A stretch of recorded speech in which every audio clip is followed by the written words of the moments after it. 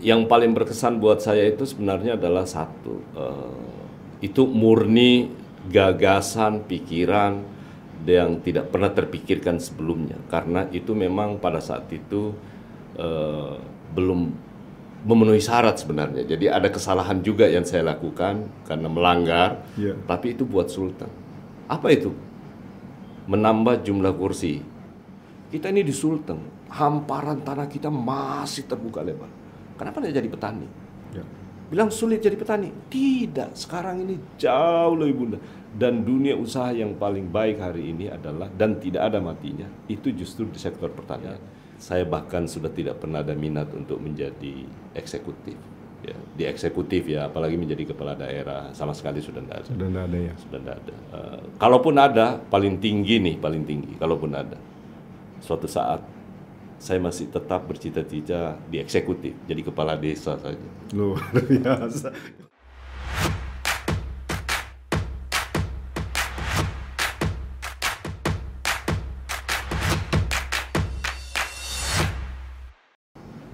Bismillahirrahmanirrahim.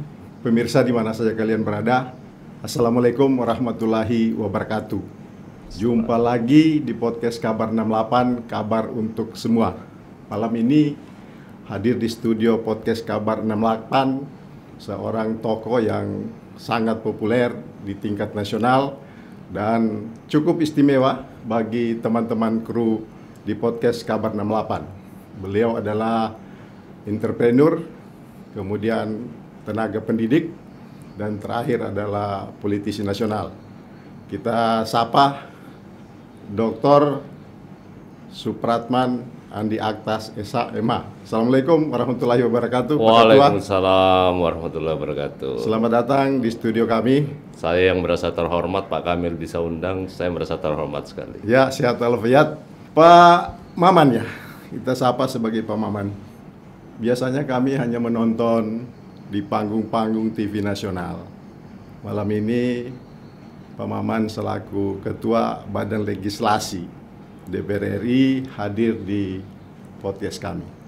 Inilah podcastnya anak muda yang terus melatih anak muda ke depan agar tidak tergantung dengan pekerjaan orang lain, tetapi bagaimana melahirkan pekerjaan bagi orang lain. Jadi itulah yang kami emban di podcast ini. Pak Maman ini kan lahir di Sopeng, kalau tidak salah 28 September 1969. Satu digit yang saya 68. Podcast Kabar 68. Kemudian sekolahnya di SD Sopeng, begitu tamat menjelajah ke Toli-Toli. Betul. SMP Don Bosco kalau tidak salah. Kemudian SMA Negeri 1 Toli-Toli. Kemudian balik lagi kuliah ke UMI Makassar. Kemudian melanjutkan S2-nya di Unhas kalau tidak salah. Ini sebuah perjalanan yang bagi orang awam itu adalah menarik. Misalnya lahir di Sopeng, kemudian besar di Toli-Toli, kemudian mengabdi untuk Indonesia lewat Dapil Sulawesi Tengah. Kemudian memulai karir sebagai entrepreneur, kemudian melangkah menjadi tenaga dosen, kemudian beralih menjadi politisi. Bisa diceritakan bagaimana background dan perjalanan karir sehingga sampai akhir ini menjadi Ketua Badan Legislasi DPR RI selama 2 periode. Ya, Bung Kamil ya, perjalanan hidup kita saya rasa tidak jauh-jauh beda amat. Ya. Kita kan sudah berteman sudah cukup lama, lalu ya. 30 tahun lalu. Dan kita belum memiliki apa-apa. Ya. Pak Maman, kan dari hidup itu dari tidak ada menjadi ada, ya. Dan akan kembali ke tidak ada. Ya, betul. Ya. Pegangan hidup saya cuma satu, mungkin juga sama dengan Bung Kamil ya. Hidup itu mengalir aja. Yang kedua, berbuat sebanyak mungkin untuk bisa membantu orang. Tidak usah dipaksakan, pokoknya seberapa mampu kita bisa bermanfaat buat orang lain. Itu filosofinya di situ sebenarnya. Ya. Dan yang kedua, saya juga tidak pernah sama sekali membayangkan sesuatu hal tiba-tiba saya bisa menjadi seperti sekarang, tidak pernah terbayangkan. Tapi satu hal yang saya yakini dalam hidup saya, dan itu almarhum bapak saya dan juga ibu saya sekarang selalu tanamkan bahwa kalau rezeki kita itu tidak mungkin akan tertukar. Itu satu. Yang kedua, jangankan bilang tertukar. Orang kalau ibaratnya makanan itu masuk ke dalam perut, kalau bukan rezeki kita, itu pasti kita tumpahin, kita muntahkan. Nah, karena itu saya selalu yakin bahwa dalam perjalanan hidup ini semua ada yang ngatur. Tapi tidak boleh serta-merta dengan begitu kemudian kita berpangku tangan karena sudah ada yang ngatur. Pasrah kan? Harus ada ikhtiar. Harus ada ikhtiar. Ya. Sama seperti yang Pak Bung Kamil lakukan kan, sama. Itu membangun suatu hal yang tadinya mustahil, kok tiba-tiba kita bisa seperti sekarang. Nah, tapi satu hal yang saya pasti yakini bahwa dalam kondisi apapun kita, mau di atas, mendapatkan amanah tertentu ataupun tidak, semua itu dalam konteks itu adalah ujian. Kita diuji, ya kan? Kita diberi kelebihan, kita diuji. Kita dalam kekurangan, kita diuji.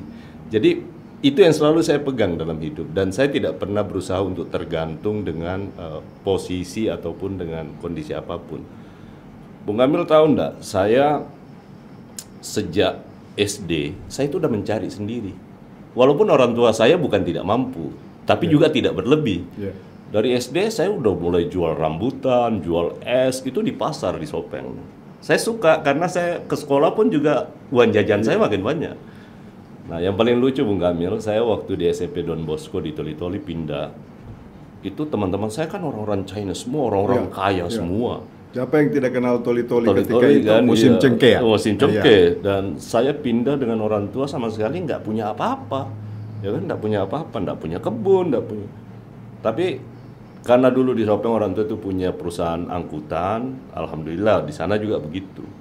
Nah, saya berpikir dulu, waduh, saya sekolah sama orang-orang kaya, gimana caranya saya harus dapat sesuatu ini untuk bisa uang belanjanya lebih. Akhirnya bapak saya buka kebun, nenek saya almarhum semua itu tanam tomat, rica. Saya ambil, saya bawa turun ke pasar. Yang kedua, setiap subuh saya bangun subuh, ambil mobilnya bapak tanpa sepengetahuannya tuh, saya bawa lari pergi cari. Sehingga saya SD bayangin saya bisa dapat uang jajan sehari dari situ itu bisa 5.000. Waktu SMP uang sebesar begitu tuh besar sekali. Nah, di situ saya terlatih bahwa menjadi entrepreneur itu penting. Kenapa? Karena itulah satu-satunya jalan untuk kita bisa lebih survive dalam hidup. Kenapa? Kayak seperti Bung Kamil.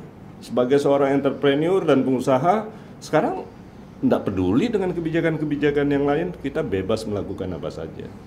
Tapi juga di satu sisi, kalau itu kita sudah capai, kita penting untuk ada semacam kekuasaan politik dalam rangka untuk berkontribusi dalam perbaikan tataran kehidupan kemasyarakatan. Sebenarnya itu aja, sesederhana itu. Tapi saya tidak pernah punya planning nih bahwa harus jadi ini, harus jadi ini, jadi ini. Yang paling penting dalam hidup saya adalah saya tidak ingin tergantung dengan orang lain. Ya, kalau tidak salah dalam catatan, kalau tidak keliru saya, bahwa mungkin cita-cita politiknya Bung Maman ini hanyalah sebatas misalnya jadi wakil bupati saja untuk daerah Toli-Toli. Karena lewat jabatan wakil bupati sudah mampu memberi kontribusi, melakukan eksekusi terhadap kebutuhan-kebutuhan masyarakat yang ada di bawah. Tetapi pencapaiannya sangat luar biasa.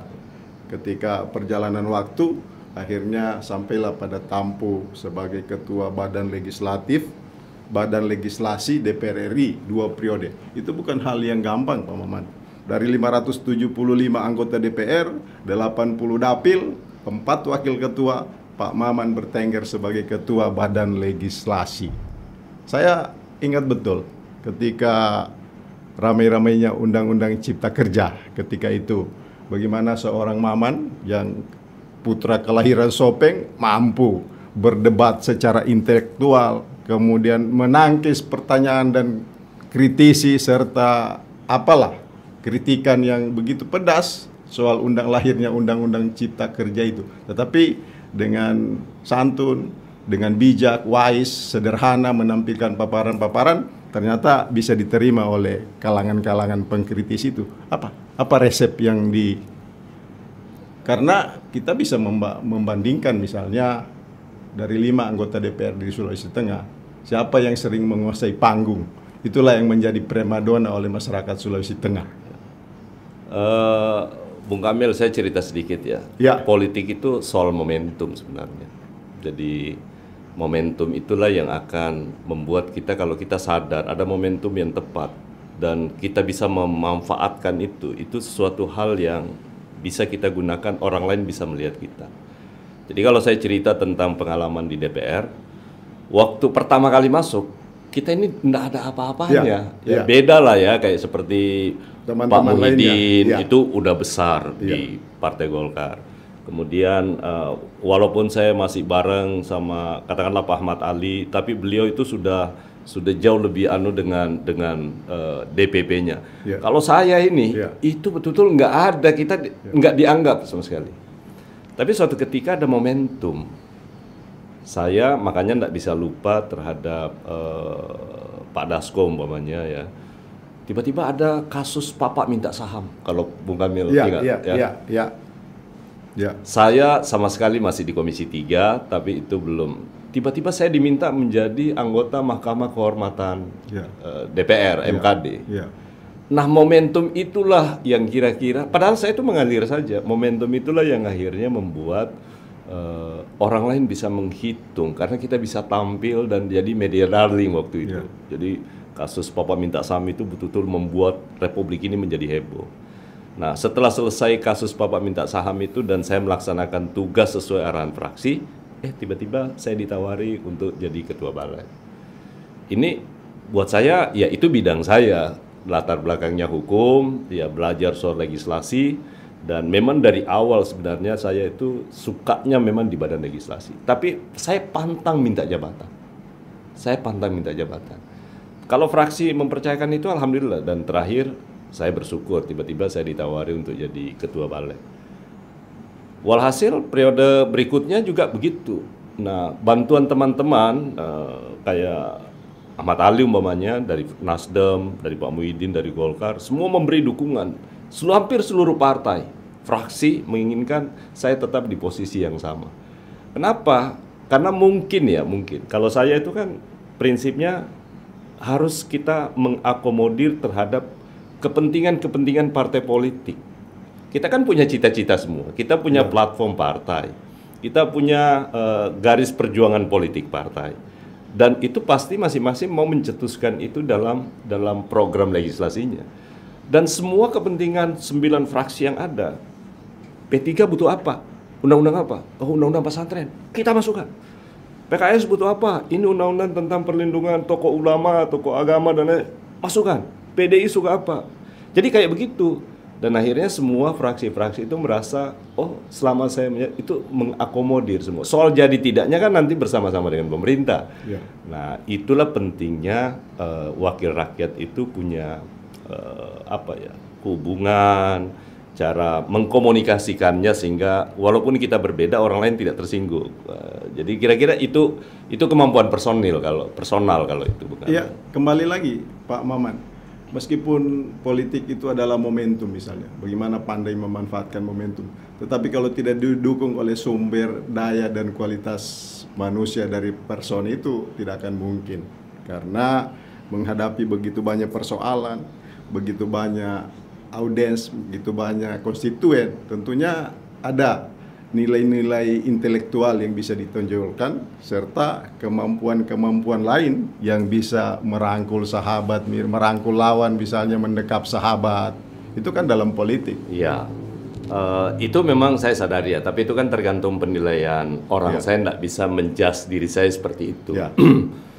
Bahwa ada pengetahuan, ya sudah pasti. Tetapi sekali lagi intinya sebagai seorang politisi itu adalah bagaimana bisa saling take and give terhadap kepentingan.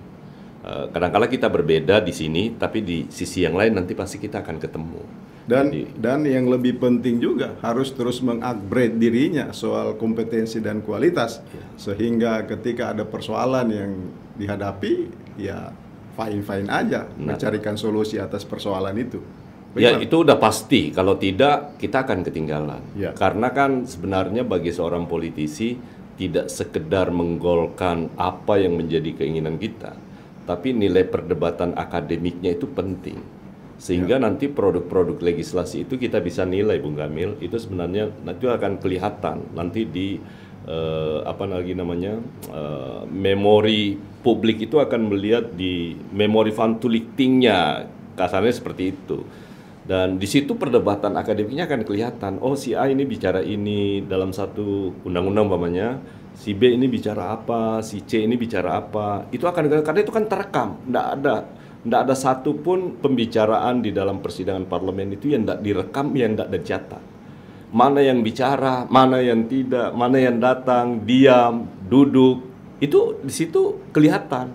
Nah, jadi 5D yang disebut-sebut zaman dulu ya, zaman dulu.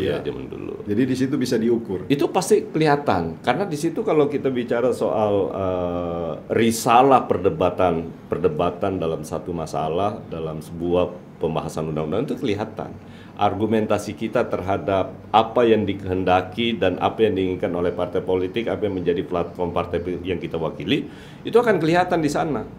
Jadi kenapa kita memilih umpamanya satu, kita bicara kembali ke Cipta Kerja umpamanya. Kenapa? Karena kan dua sisi nih, ada yang setuju, ada yang tidak setuju. Kenapa saya setuju? Karena memang Undang-Undang Cipta Kerja dalam jangka pendek ada orang yang kena dampak. Tapi kalau bicara tentang secara umum, ini tujuannya adalah menciptakan lapangan pekerjaan. Jadi, nah di situ kita akan nilai apa tolak ukurnya bahwa itu menciptakan lapangan kerja. Satu, lakukan debirokratisasi dalam perizinan, ya kan, sehingga memudahkan dunia usaha untuk bisa berinvestasi. Kalau semakin banyak investasi, artinya serapan tenaga kerja kita semakin banyak. Tapi kalau kita tidak, karena kan dulu Bung Kamil ya, kita harus akui, saya itu dari awal waktu pertama kali konsep Omnibus Law itu disusun, saya berpikir mungkin inilah satu-satunya jalan untuk kita benahi aspek legislasi kita. Dulu saya selalu bilang sama Pak Menteri, sama pemerintah lah, saya tidak usah sebut satu-satu. Kalau Indonesia ini mau baik, harusnya tinggal konsisten saja. Konsisten dalam arti kata apa? Pembangunan politik hukum kita di sisi pemerintah, itu mereka punya yang namanya rencana pembangunan jangka panjang, menengah jangka panjang. Itu RPJM-nya udah ada. Di sana itu sebenarnya sudah tertulis yang disusun oleh Bappenas. Di sana itu sudah tertulis undang-undang mana yang akan kita lahirkan. Di bidang apa, itu sudah tertulis. DPR juga punya rencana strategis. Di sana itu sudah terformat, ini loh undang-undang yang penting buat rakyat, ini yang penting buat investasi, ini buat kepentingan masyarakat marginal, itu udah. Tapi nyatanya, dari dulu, kita itu undang-undang kita sektoral. Jadi kadang-kadang undang-undang satu lahir, ini bertentangan dengan undang-undang satu. Karena itu sektoral. Nah makanya disatukan lewat Omnibus Law tadi, bahwa ada yang terdampak, iya pasti ada yang terdampak. Ada yang tiba-tiba merasa haknya berkurang, iya. Tapi kan kita tidak bicara soal Bung Kamil atau saya, kita bicara soal Indonesia kan, untuk kepentingan nasional. Untuk kepentingan nasional. Nah itu bagi saya garis perjuangan saya maupun garis perjuangan yang partai yang saya wakili sekarang, Gerindra, ya itu ke situ, berpikirnya seperti itu. Ya, Maman. Dalam 5 tahun terakhir di DPR, kan tugas daripada Balik salah satunya itu menyusun rancangan undang-undang yang masuk dalam Prolegnas, prioritas legislasi nasional. Yang kemarin itu kan sudah disahkan misalnya Undang-Undang Cipta Kerja, meskipun di judicial review. Kemudian apa yang menjadi prioritas dalam 10 bulan yang ke depan? Kita ada 32 kalau tidak salah ya, 32 rancangan undang-undang yang masuk dalam undang-undang program legislasi nasional sekarang. Ada yang diusulkan oleh pemerintah, ada yang diusulkan oleh DPR. DPR itu maksudnya buat semuanya. Ada yang diusulkan oleh komisi, ada yang diusulkan oleh Balik, ada undang-undang yang diusulkan oleh fraksi. Kemudian ada juga undang-undang yang diusulkan oleh DPD. Nah, kalau Bung Kamil lihat program legislasi yang disusun, yang diusulkan oleh badan legislasi, itu adalah ini yang betul-betul pure menjadi usulan kita, bukan usulan komisi, bukan usulan yang lain. Walaupun nanti semua usulan komisi itu, yang usulan DPR pasti masuk ke Balik. Kita itu selalu ngusulin undang-undang yang betul-betul berkepentingan dengan kehidupan hajatul rombana berdasarkan isu. Mengambil lihat undang-undang kekerasan seksual umpamanya, ya, perlindungan kekerasan seksual. Kemudian undang-undang perlindungan tenaga kerja PRT rumah tangga, itu badan legislasi yang menyusun. Undang-undang undang-undang tentang tenaga migran itu bukan? Tenaga migran salah satunya itu kita loh. Bagian dari itu nggak ada. Jadi kalau orang berpikir tentang DPR itu yang tadi 5D yang tadi ujung-ujung, Bapak lihat di balik itu. Kalau yang diusulkan, kita itu selalu mengusulkan RUU yang memang justru tidak diminati oleh, karena itu idealisme yang kita usulkan. Betul-betul untuk kepentingan masyarakat. Ya, sama dengan masyarakat hukum adat. Ya kan, bagaimana perlindungan hak-hak komunal masyarakat hukum adat, itu Balik yang usulkan, walaupun sampai sekarang belum disahkan. Buat saya tidak penting apakah itu nanti, karena belum tentu pemerintah setuju. Tapi buat saya kan yang penting saya usulkan, kami di Balik usulkan, dan kita putuskan, kerja kita selesai di tahap penyusunan dan pengambilan keputusan. Soal pemerintah tidak setuju atau tidak setuju itu urusan lain, karena domain pemerintah kan kita berbeda. Karena memang sistem kita beda halnya kalau kayak seperti di Amerika. Enaknya di Amerika itu mutlak penyusunan legislasi itu ada di Kongres. Soal nanti begitu disetujui pemerintah veto, presiden veto itu urusan lain. Tapi kalau di kita kan tidak. Mengusulkan dan menyusun boleh, tapi apakah nanti pemerintah setuju bahas atau tidak, ya tergantung presiden. Nah, jadi jangan juga memberi beban terlalu besar kepada DPR, bahwa semua undang-undang yang diusulkan DPR itu, kenapa tidak selesai, ini tidak selesai, ini tidak selesai. Karena rata-rata yang tidak selesai itu, karena tidak ketemu dengan pemerintah. Ya, pemirsa, diskusi ini semakin menarik. Dua sahabat lama baru ketemu, jadi yang satu politisi, yang satu apa ya? Oh, kalau Bung Kamil ini multi talent lah, semuanya. Politisi iya, pengusaha iya, dan yang paling sukses lah ya udah di dunia usaha, dan itu yang paling benar. Jangan beranjak di channel ini, terus tonton kami. Jangan lupa like, subscribe, berikan komentar, dan bunyikan lonceng agar channel Anda terus terupdate dengan konten-konten terbaru kami. Pak Ketua, 10 tahun berkiprah di DPR. Kemudian setelah dari Komisi 3, ternyata partai menunjuk, karena figur Pak Maman adalah figur yang paling mumpuni mungkin di antara yang lain. Karena seorang dokter hukum, kemudian punya pengalaman sebagai tenaga dosen, punya pengalaman entrepreneur, dan punya pengalaman jadi pedagang ketika masih di SD, SMP, SMA. Tentunya karya dan kiprah di dunia legislasi sebagai ketua Balik itu tidak diragukan lagi. Sekarang kita bisa bertanya, kemudian dari sekian produk dan karya yang telah dipersembahkan untuk negara ini, berapa banyak misalnya dari kebijakan itu mampu menyentuh Provinsi Sulawesi Tengah yang merupakan daerah pemilihan Pak Maman. Karena kita tahu Sulteng ibarat raksasa yang sedang tidur, tapi kita belum tahu kapan bangunnya itu raksasa. Apakah tidur untuk selamanya atau tidur dalam rentang waktu sekian? Karena persoalan kemiskinan, persoalan fasilitas infrastruktur sangat belum mendukung.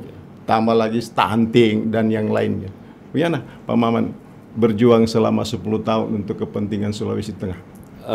Secara umum sebenarnya ya, kalau kita bicara soal produk undang-undang kan bicara soal nasional. Artinya Sulteng pun sudah masuk. Ya.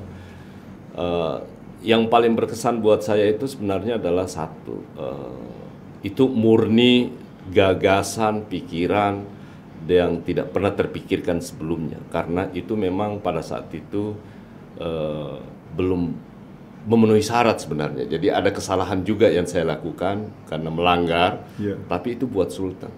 Apa itu? Menambah jumlah kursi, alokasi kursi dari 6 menjadi 7. Kalau jujur waktu itu, karena kebetulan saya masuk jadi anggota Pansus RUU tentang pemilu dan partai politik, Sulteng itu belum layak untuk dapat ketambahan satu kursi lagi. Ketambahan satu kursi. Tapi bargaining saya karena kebetulan waktu itu Pak Prabowo, Pak Ketua Fraksi, dan bersama dengan Bung Ariza Patria sebagai pimpinan Komisi 2, saya diberikan mandat penuh oleh partai untuk bisa mengatur strategi bagaimana kemudian keinginan-keinginan Partai Gerindra itu bisa masuk. Nah, alhamdulillah saya dapat kesempatan waktu itu. Karena ada beberapa daerah lain minta alokasi kursi tambahan, saya manfaatkan untuk bisa dapat satu alokasi. Dan alhamdulillah bisa berhasil. Walaupun dari sisi jumlah penduduk waktu itu belum mungkin memenuhi syarat. Terbukti kan, baru tahun ini Sulawesi Tengah harusnya baru pemilu yang akan datang ini baru bisa dapat. Karena kita sudah keluar jadi 50 anggota DPR, itu artinya penduduk kita sudah 3 juta. Iya. Nah, padahal waktu itu belum. Nah, itu satu ya. Bahwa nanti itu apakah memberikan nilai manfaat lebih atau enggak, harusnya iya. Menambah satu kursi buat satu dapil itu bukan perkara mudah, ya, bukan perkara mudah. Nah, yang kedua, dari sisi aspek kebijakan-kebijakan seperti undang-undang tentang bagi hasil umpamanya.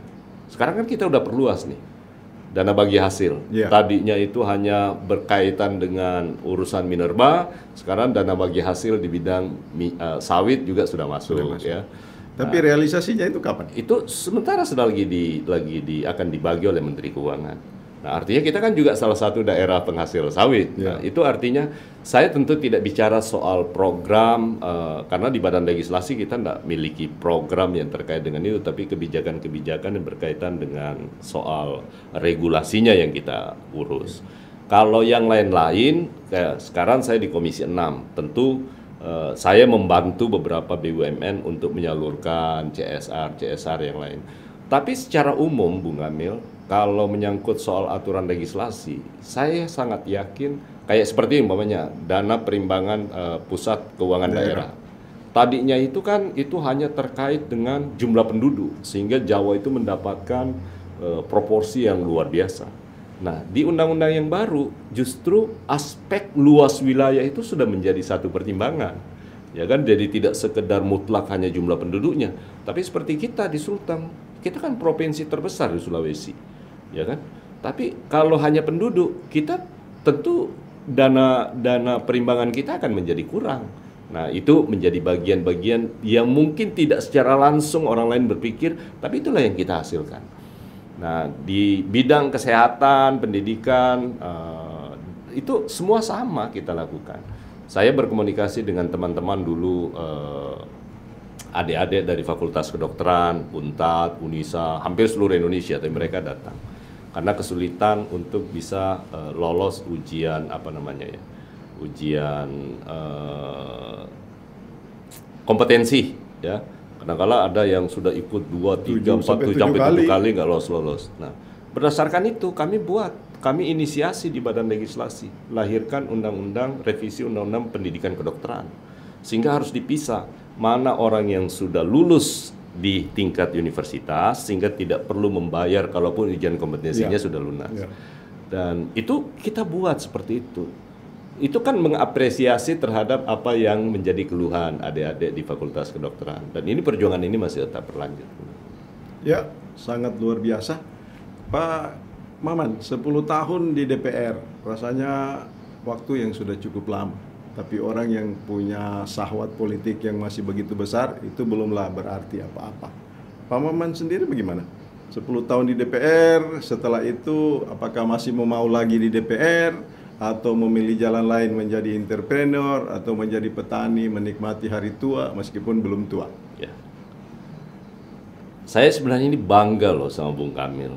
Maksud saya begitu saya masuk lihat kru ini anak-anak muda ya, talent kita, saya malah iri. Ya kan? Itu jauh lebih baik bagaimana kemudian bisa memberdayakan, memberi banyak manfaat kepada orang secara real. Kadang-kadang kita ini kan berpikir besar, tapi itu tidak nyata, ya kan gitu. Karena kita bicaranya di tataran kebijakan, bukan di action. Karena kan kita bukan pemerintahan, beda kalau di pemerintahan itu action, ya kan, itu bisa kelihatan. Kalau orang DPR, tidak bisa dia dilihat, oh kamu udah kasih apa ke Sulteng? kita enggak punya anggaran untuk itu, Ya. ya kan? Kita bukan eksekutor. Bukan eksekutor. Jadi enggak bisa. Nah, saya justru bangga. Kenapa saya bilang? Memang ini tahun ke-8 ya, memasuki tahun ke-9 ya. Jadi ini masuk ke-9. Insya Allah Oktober 2024 saya 1 tahun lagi, 1,5 lah dari sekarang. Itu sudah tidak. Kenapa? Karena saya sadar betul. Satu, saya masih diminta oleh partai sebenarnya untuk maju. Tapi setelah saya lihat kebetulan Pak Longki mau maju, saya tidak mungkin tempur. Saya masih punya adab. Dalam politik tidak boleh bertempur Bukan. antara senior dengan junior. Buat saya. Itu pribadinya Pak Maman. Ya, bukan. Ini Merasa adab. tidak elok. Ini adab. Ya, bagian dari etika. Ya, kenapa? Dulu saya, walaupun itu jalan-jalannya, tapi semua saya ingat. Tidak ada satupun orang yang berjasa dalam hidup saya tidak ingat. Saya selalu bilang dulu, saya bisa masuk ke DPR RI itu karena tiba-tiba Pak Longki yang ajak saya masuk ke Gerindra, jadi sekretaris DPD. Tiba-tiba dia bilang, "Man, kamu ke DPR RI." Bung Kamil tahu enggak waktu itu jawaban saya apa? Saya enggak mau. Udah kasih deh ke Kak Arus, nomor 1 di Gerindra. Iya. Tawari tuh ke Kak Arus. Kak Arusnya enggak mau. Saya bahkan bilang dulu sama Kak Arus, "Kak, daripada di Golkar nomor urut 2, udah pasti jadi nih dulu. Saya enggak usah." Tapi itu kan saya hargai lah, itu soal pilihan partai politik. Kedua saya bilang lagi sama Kak Longki, ibu saja yang maju, nggak usah saya. Saya kan waktu itu udah enjoy dengan kehidupan ya, buat saya lebih banyak bisa mencurahkan ide buat Sulawesi Tengah di dunia usaha. Oh ini peluang-peluangnya ini. Membangun mall pertama di Sulawesi Tengah salah satunya ya. Nah, akhirnya walhasil waktu itu tidak ada yang mau. Ya udahlah, saya kalau nggak bilang udah kamu aja maju. Nah, itu saya nggak bisa lupa. Masa kemudian beliau bilang mau maju, saya harus. Kalau orang lain mungkin saja berbeda, tapi kalau saya bilang itu adab saya. Dan saya sudah bersyukur, kalaupun mau, alhamdulillah dengan sekian banyak berkiprah di sana, kan yang paling penting dalam hidup itu networking, jaringan. Jadi makanya saya pesan juga kepada seluruh teman-teman di Kota Palu, yang harus kita pelihara adalah kalau kita sudah miliki networking, yang kedua adalah trust. Kalau sudah networking kita miliki, trust kita miliki, itu dunia itu dalam genggaman kita. Itu filosofi saya. Dunia itu milik kita. Dunia itu milik kita, ya kan? Uang itu mengalir sendiri, modal itu. Bung Kamil kan juga dulu bagaimana kemudian seperti yang saya alami. Sesuatu yang mustahil kok tiba-tiba kita bisa bangun sesuatu yang menurut saya nggak mungkin. Karena kita secara kapital nggak punya. Tapi karena trust dan networking itu akhirnya bisa terjalin. Nah, sekarang saya sudah miliki itu, Bung Kamil. Dan yang kedua, menurut saya harus support Pak Longki untuk maju sebagai wujud rasa terima kasih saya kepada beliau, dan sekaligus saya buktikan bahwa sebagai adik itulah modelnya Maman, ya kan? Itulah Maman, bukan yang lain, Gitu. Ya, Pak Maman sangat luar biasa. Jadi ketika Pak Maman menyampaikan itu, ya tentunya orang banyak memberikan rasa hormat yang begitu besar, karena dalam dunia politik itu ya gilas kalau gilas, abis kalau abis, kan? Begitu kelihatannya dari meskipun banyak orang masih debatable, tapi fakta dan realita kan begitu. Tapi apakah tidak mau maju lagi itu memang berasal dari lubuk hati yang amat dalam atau hanya karena keadaan? Enggak, kalau saya bilang begini, kalau ditanya, Bung Kamil tanya, masih mau? Masih. Kalau Bung Kamil tanya, terhalang oleh etika dan adab tadi. Itu yang saya bilang adab, ya kan, adab. Munafik saya bilang kalau nggak mau. Dan ruang itu masih terbuka. Lebar. Ya, sangat terbuka. Sangat terbuka. Di DPP pun juga begitu, sama. Saya dipanggil pada, saya bilang enggak. Saya dulu diminta untuk jadi ketua DPD Gerindra. Saya bilang enggak boleh, jangan. siapapun, bagaimanapun, itu kakak saya. Karena dulu Bung Kamil kan kita sama-sama di PP ya, Ya. di PP. Kan dari dulu saya bilang, saya itu di Sultan punya kakak 4. Pak Cudi. Pak Cudi, Pak Longki, Kak Arus, Kak Tony. Nah ini, itu buat saya, soal nanti itu orang mau katakan politik itu seperti yang mengambil, ini menjadi contoh bahwa yang saya harus lawan itu adalah diri saya, bukan orang lain. Melawan diri sendiri itu jauh lebih berat. Ya. Jauh lebih berat. Tapi faktanya saya bisa lakukan. Jadi itu dibutuhkan wise tingkat tinggi. Pak Maman, di DPR itu kan kita lihat saat ini misalnya menjelang pemilihan 2024 itu syahwat politik itu banyak tumbuh dari mana-mana. Karena DPR ini pertama ibarat putri yang lagi diminati banyak orang. Kita tidak bisa bayangkan misalnya dari 250 juta penduduk Indonesia diwakili oleh 575 orang yang duduk di Singgasana Senayan. Kemudian lagi ada embel-embel anggota DPR yang terhormat. Tapi itu bisa dipatahkan oleh Pak Mahfud. Pak Mahfud tidak memanggil lagi yang terhormat, tapi dengan saudara. Kemudian ditambah lagi penghasilan anggota DPR itu, bisa dijelaskan misalnya Pak Maman, sebulan itu misalnya take home pay-nya 60 juta. Wakil ketua merangkap, anggota DPR merangkap wakil ketua, gaji pokoknya 5 juta 40. Kemudian anggota DPR merangkap wakil ketua 4 juta 620. Kemudian anggota DPR biasa 4 juta 200. Ditambah lagi tunjangan 18 juta. Tambah lagi tunjangan konsultasi 16 juta. Tambah lagi bla bla bla bla. Wih, banyak sekali. Itulah mungkin salah satu yang menggiurkan. Bagaimana dibandingkan dengan pendapatan, income dengan pengeluaran? Karena seorang anggota DPR kan mengurusi banyak orang. Makanya dari dulu saya tidak pernah berubah. Orang mau masuk ke politik, kalau tidak kuat landasan ekonominya, mending jangan. Ya. Karena gampang tergiur ya. Itu tidak semua juga, karena kan tidak semua juga anggota DPR itu punya privilege dan punya kewenangan ya. Jadi yang kedua, kita tahu proses liberalisasi politik kita ini kan luar biasa tingginya. Ya. Kenapa saya bilang liberalisasi politik ini luar biasa tingginya dan cost-nya luar biasa besarnya? Kalau berharap terhadap semua yang Bung Kamil sebutkan tadi, dibandingkan modal yang keluar itu tidak akan pernah kembali. Nggak pernah kembali. Berbeda dengan saya yang periode kedua. Di periode pertama saya rugi. Ya. Jujur aja. Ya. Karena investasinya lebih besar. Besar banget. Walaupun saya itu tidak pernah keluar. Saya itu pantang dalam hidup saya mengeluarkan duit untuk di orang politik. memilih saya. Nggak pernah. Ada uang banyak. Dari mana saya bisa dapat itu? Kalau dulu ada orang minta bantuan, Man, bantu ini ya. Berhasil, mereka mau kasih. Saya bilang, jangan, simpan. Saya banyak nabung, Suatu saat saya butuh. Ya. Jadi bayangkan Bung Kamil, saya 3 kali ikut pilkada, 2 kali toli-toli, 1 di kota lewat DPR, 2 kali DPR. Saya sama sekali tidak pernah menjual 1 peta harta saya pun itu, nggak pernah. Jadi nggak ada beban buat saya. Kenapa? Karena itu tadi banyak teman nih yang.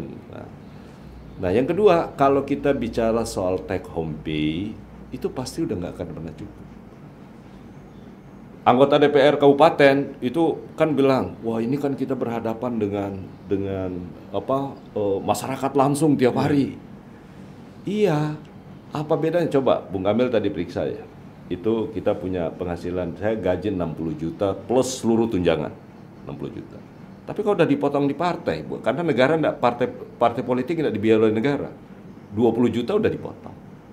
Karena tinggal partai 40 juta. Ya, 40 juta. Satu, yang kedua ada kunker-kunker dan lain-lain sebagainya lah. Kalau 2-3 orang datang ke Jakarta, Ya, 10 mulai juta. dari tiket sampai Bung Kamil bayangkan aja, itu sama aja dengan kepusingannya ya. Tapi rata-rata orang yang survive itu adalah mereka yang punya background sebagai pengusaha ya. Makanya saya bilang kepada adik-adik semua. Jadi sudah mapan duluan. Harus mapan. Nggak boleh tidak mapan. Sama kayak seperti anak saya. Dia jadi atau enggak jadi masalah. Insya Allah, karena dia udah survive dengan dunia usahanya. Jadi itu yang harus dulu kita lakukan. Karena yang paling penting dalam hidup itu adalah gimana kebutuhan dasar hidup kita itu tidak boleh tergantung lagi sama orang lain. Nggak usah dulu berpikir soal bisa naik mobil apa, naik mobil. Tapi minimal kebutuhan dasar ini itu harus terpenuhi. Nah, artinya jiwa entrepreneur itu betul-betul harus kita lahirkan. Yang kedua, ada orang bilang itu kan sulit. Siapa bilang sulit? Kita ini di Sulteng, hamparan tanah kita masih terbuka lebar. Kenapa tidak jadi petani? Bilang sulit jadi petani? Tidak, sekarang ini jauh lebih mudah. Dan dunia usaha yang paling baik hari ini adalah, dan tidak ada matinya, itu justru di sektor pertanian. Bung Kamil kan, kita kan sering berkunjung ke negara-negara maju. Tidak ada satu pun negara maju di dunia ini yang meninggalkan sektor pertanian. Yang nggak ada. Bahkan negara memberi subsidi yang sangat besar. Nah, karena itu saya bilang, ibu kota negara ini udah mau pindah. Ya, kita kebetulan juga yang kemarin, salah satu penyangga. Ya, penyangga. Bayangkan orang yang akan pindah dari Jakarta ke sana kalau jadi itu luar biasa kebutuhan sayur mayur dan lain-lain sebagainya. Dan sekarang bertani sudah tidak seperti bertaninya nenek saya dulu, harus mencangkul sendiri, harus pikul air. Dengan teknologi irigasi tetes yang ada sekarang, airnya tidak perlu banyak, ya kan? Tapi suplainya semakin sedikit, dan itu justru membuat dia semakin tertata dan itu lebih mudah. Ya. Saya kayak ipar saya sama itu bertani sampai hari ini masih jadi pengusaha petani tomat. Saya tanya kemarin bisa dapat berapa? Bisa dapat 13 ton tomat. Wih, besar ini. Besar. 13 ton itu hanya berapa? Nggak sampai sehektar loh. Bisa dapat. Sekali panen itu bisa dapat 13. Lagi turun harganya. Tapi masih untung kan? Masih untung. Artinya buat rumah tangganya kan dia udah nggak pusing dibandingkan dengan yang lain. Makanya saya bilang, terima kasih malah Bung Kamil. Saya malah mau contoh, mau belajar. Suatu saat kita akan bergabung dengan grupnya Bung Kamil. Kita akan diskusi luar biasa. Pemirsa, cukup menarik diskusi malam ini. Banyak pelajaran yang kita bisa petik dan kita bisa implementasikan ke masyarakat banyak. Pak Maman, mungkin di sesi terakhir ini setelah tidak lagi karena pertimbangan adab dan etika, misalnya Pak Maman tidak berkenan lagi untuk saat ini maju sebagai anggota DPR RI, apa jalan hidup baru yang akan ditempuh? Apakah back to basic menjadi entrepreneur, kemudian menjadi advokat, atau ada combine baru yang didapatkan dari experience selama 10 tahun di DPR dengan melihat potensi daerah kita misalnya baik Sulawesi Selatan, Sulawesi Tengah maupun Kalimantan? Tantangan terberat itu jadi pejabat publik satu ya, karena kan semua sekarang harus serba transparan.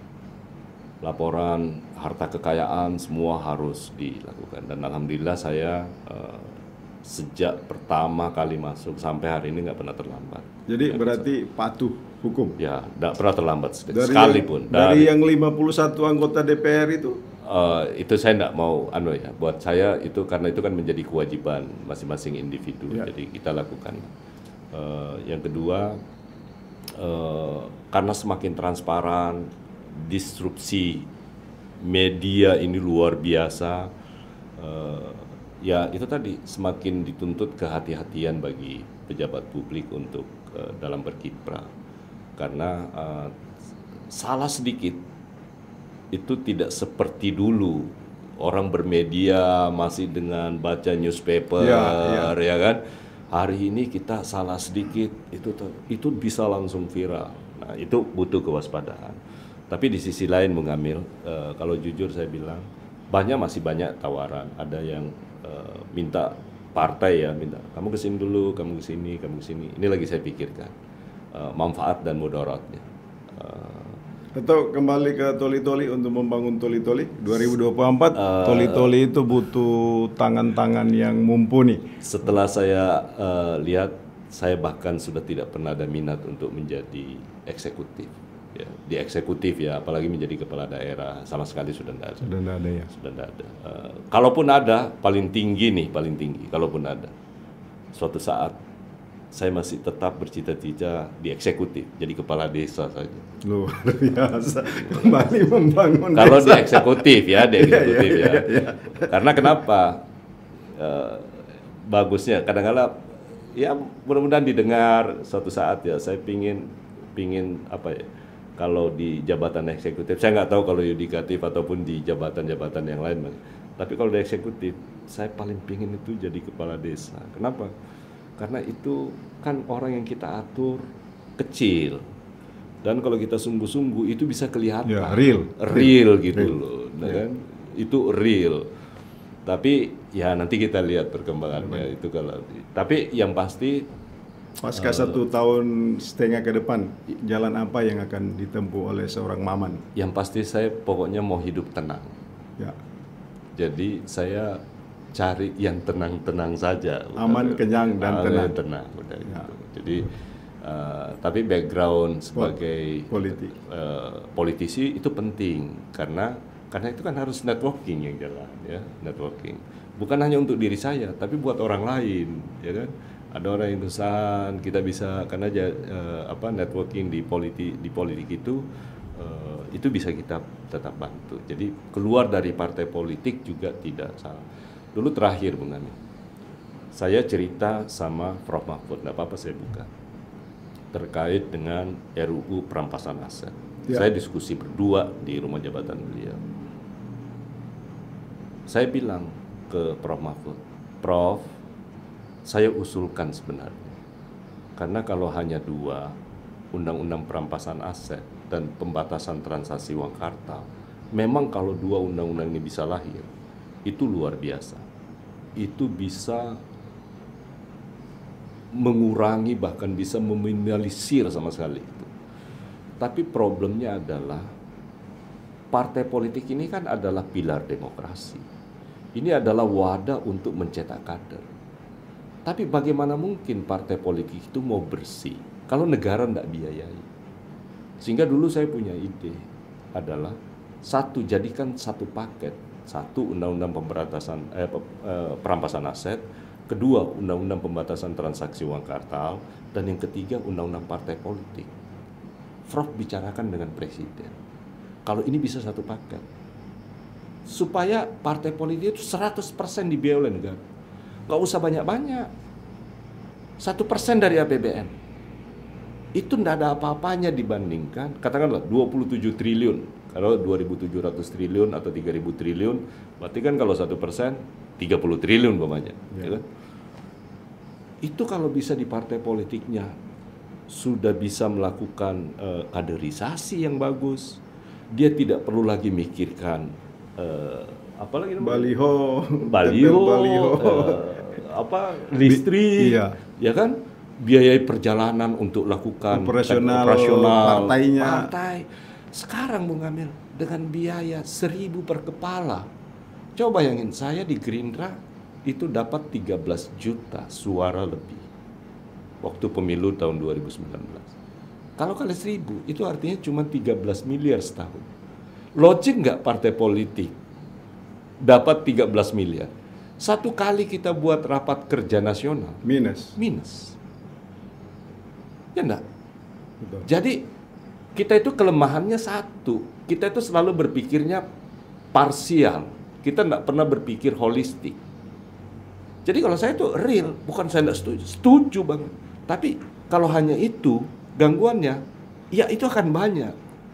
Kalau saya ditanya, setuju? Setuju. Tapi kan saya bukan seorang pengambil keputusan. Ya kan? Keputusan. Bisa dipaksakan? Bisa. Tapi nanti berganti pemerintah? Berubah lagi. Siapa yang jamin tidak berubah? Kan kita sudah, pengalaman kita begitu. Sekarang lahir bagus, undang-undang berubah bagus, tiba-tiba berganti, nanti berganti lagi, revisi lagi. Nah, karena itu saya setuju dengan Prof. Yusril bahwa apa yang dipikirkan oleh Prof. Mahfud umpamanya sama seperti Prof. Yusril. Kita itu harus membuat orang terpaksa jujur. Ya. Ya.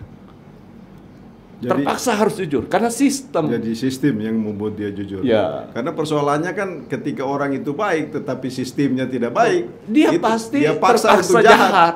Ya, Kita paksa dia jahat. Dan itu kenyataan yang sekarang. Misalnya orang yang baik-baik dari luar, kok tiba-tiba ditangkap oleh KPK misalnya, yang teranyar kan anggota Komisi 3 misalnya, oknum anggota komisi ditangkap. Padahal apa yang tidak ada. Tapi karena sistemnya misalnya harus memaksa yang begitu, terpaksa harus begitu. Makanya saya selalu bilang itu, dari semuanya, kita tuh kelemahannya di situ. Karena kita tidak pernah berpikir holistik. Nah, kalau kita berpikir holistik, karena semua masalah ini kita udah tahu. Kita sudah tahu masalah akarnya di mana. Tinggal butuh kebijakan sedikit. Karena seperti saya bilang, saya bahkan bilang sama Prof. Mahfud, sama seperti yang teman-teman katakan di Komisi 3. Republik ini itu hanya butuh kesepakatan Pemimpin, ketua partai. 11 orang maksimal. 9 ketua umum partai politik, Iya. 1 presiden. Ya kalau mau libatkan wakil presiden, Iya. jadi 11. Iya. Kalau presiden mau lagi lebih mudah, tinggal koalisinya Iya. plus dia selesai. Selesai ini republik. Kan? Nah, jadi kalau saya itu tidak pernah lihat orang sekarang hari ini ditangkap. Hari ini ditangkap, itu kasuistis, itu kita tidak bicara itu. Kalau saya dalam gambaran besar, Indonesia tidak boleh bicara tentang kasus. Karena kalau bicara tentang kasus, sistemnya tidak dibenahi, besok akan terjadi hal yang sama. Saya juga kalau dapat kesempatan, kemungkinan akan juga melakukan hal yang sama. Ya kan? Karena kan beban yang seperti yang saya katakan tadi. Kita kan, karena masyarakat kita apa ya, kekeluargaannya tinggi. Beda kayak seperti orang luar. Orang mau dikasih uang, dia mikir dulu. Dia mikir loh.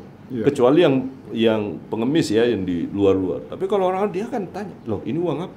Di kita kan enggak. Rasa kekeluargaan itu tinggi. Kadang-kadang kita menolak pemberian, itu dianggap sesuatu yang tidak sopan. Nah, jadi dilematisnya baik dari sisi aspek kebudayaan maupun dari sisi aspek yang lain. Sekali lagi, yang kita butuhkan adalah kita berpikirnya harus holistik. Kalau kita hanya berpikir sektoral, itu tidak akan selesai. Gitu. Ya, sangat luar biasa. Pemirsa, diskusi ini akan berlanjut. Jangan tinggalkan channel YouTube Anda. Berikan like, subscribe, komen, dan bunyikan lonceng. Pak Maman, sesi terakhir. Di luar sana kan sangat banyak konstituennya Pak Maman, terutama yang mendukung. Ditambah lagi masyarakat Sulawesi Tengah yang simpati karena ketokohan Pak Maman di DPR. Dalam 10 tahun terakhir mungkin ada yang harus disampaikan ke mereka. Saya yang paling penting, saya bahkan berterima kasih. Karena kalau bukan kalian semua, saya bukan siapa-siapa. Jadi ucapan terima kasih, insya Allah doakan saya bisa menyelesaikan tugas ini sampai akhir. Dan saya tidak akan pernah melupakan itu. Itu apapun peran yang saya akan lakoni, dan tidak akan pernah berubah. Jadi Maman yang dulu, sebelum dan setelah atau saat ini menjabat, ya enggak ada seperti itu. Maman yang tetap seperti itu, sama dengan Bung Kamil, enggak ada yang berubah kan dari dulu. Style, gaya, ya di saat ada tidak ada, sama, enggak ada beda. Kita sama dalam posisi itu, enggak ada. Kemudian untuk teman-teman politisi yang saat ini tengah berjuang untuk memperebutkan misalnya tahta itu, mungkin ada dari pengalaman selama 10 tahun, mungkin ada trik, tips, atau apalah, minimal bagi mereka menjadi pemikiran mereka Bung Kamil, dalam berjuang. Bung Kamil percaya enggak? Di periode kedua ini, Bung Kamil tahu saya keluar uang berapa? Ya. 500 juta. Orang enggak ada yang percaya. Kalau periode pertama? Saya tidak usah sebutkan, sangat besar. Sekian kali banyak. Sangat besar. Karena di internal saya, dulu saya bilang, kalau saya keluarkan uang, internal saya, wah, ini saya lawan raksasa-raksasa ini, percuma, tidak ada gunanya nih Bang. Yeah. Saya mau uji sekalian. Tapi tahu enggak Bung Amil? Suara saya malah naik, justru di saat saya tidak mengeluarkan uang. Suara saya malah naik 10.000 loh di periode kedua dibandingkan periode pertama. Itu artinya bahwa masyarakat itu menonton, melihat, dan menilai gitu. Berarti masyarakat kita semakin cerdas. Cerdas. Itu yang saya pastikan. Karena kalau bicara soal uang, saya waktu itu bukan tidak ada. Tapi saya memang sudah tidak mau keluarkan. Karena percuma, kan sama dengan saya menggarami lautan. Karena saya melawan sesuatu yang dengan kekuatan yang raksasa-raksasa yang lagi garang. Ya, lagi garang kan. Ya. Udah saya pasrah saja, pokoknya intinya satu kalau saya di semua kampanye saya door to door, saya jujur apa adanya kepada masyarakat, saya sampaikan kalau ada haknya mereka saya berikan, dan saya selalu bilang kalau kalian senang silahkan pilih, kalau ada embel-embel yang terlalu ini mendingan nggak usah pilih. Tetapi kita tetap bersahabat. Ya bersahabat. Ya. Jadi saya tuh saya tidak pernah ada musuh. Saya tuh kadang-kadang menyakitkan banget, sebagaimana itu manusiawi ya. Tapi lama-kelamaan saya bilang ya sudah, biarin selesai. Ya, sangat luar biasa. Pemirsa, dialog kali ini cukup banyak memberikan inspirasi, pengalaman, dan cara kerja yang amat berharga untuk ke depan, dan patut ditiru dan diikuti oleh teman-teman lain dan warga masyarakat Sulawesi Tengah, bahwa seorang Maman dalam berpolitik itu mengedepankan adab di atas segala-galanya. Padahal ketika melihat sosok beliau masih punya kans untuk maju kembali, tapi karena adab dan etika beliau terpaksa mengakhiri misalnya untuk maju kembali di DPR RI, cukuplah 10 tahun dan memilih jalan hidup lain untuk lanjutan kehidupan berikutnya. Terima kasih telah menyaksikan podcast ini. Semoga ada manfaat bagi kita sekalian untuk kemajuan dan kemaslahatan masyarakat Sulawesi Tengah di mana saja berada.